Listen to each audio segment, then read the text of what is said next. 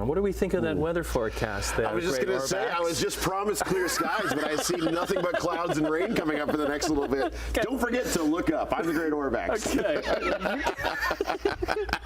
We always love having you on the couch because, and in August, there's a lot going on in the night sky. We do, yeah. Tonight is the peak of the Perseid's meteor shower. So it is the big meteor shower that takes place in the summer as the Earth passes through the debris left by Comet Swift-Tuttle, and we should see after midnight, assuming there's no cloud cover.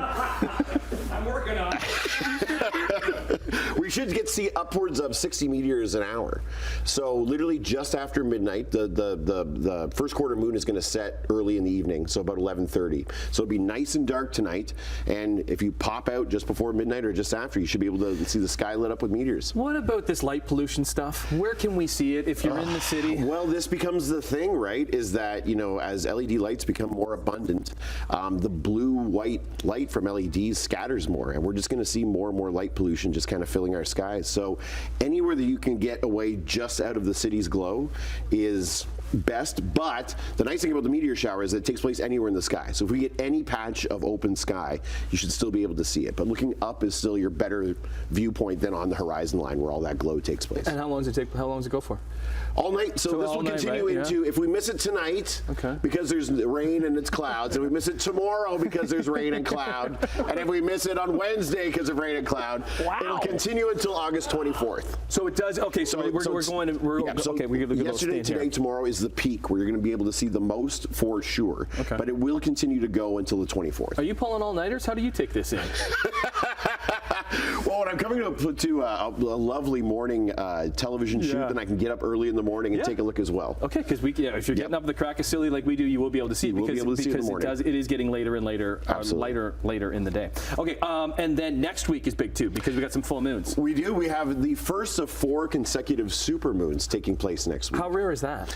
Well, not overly rare. Okay. It does occur more often than not, but on August 19th we have our first of 4 supermoons, and that just means that because the moon has an elliptical orbit around the Earth, not a perfect circle, but a bit of a squeeze circle, there's moments when it's further away from us, and there's moments where it's closer. So when it's closer is when we get a supermoon, and when that takes place, it's about 14% larger than when it's further away and 30% brighter. So if you want to see a gorgeous full moon, all of autumn will be the time to see it. Would even like a clear night with a big full moon, would that affect the Perseid meteor shower? It does, yeah. So that's why tonight and tomorrow are great, because the moon does set early on those days. After midnight, you'll be able to see it. But like you said, if we have a full moon taking place, it's going to obscure any light in the sky, similar to just light pollution, will mask that effect. Okay. And then blue moon.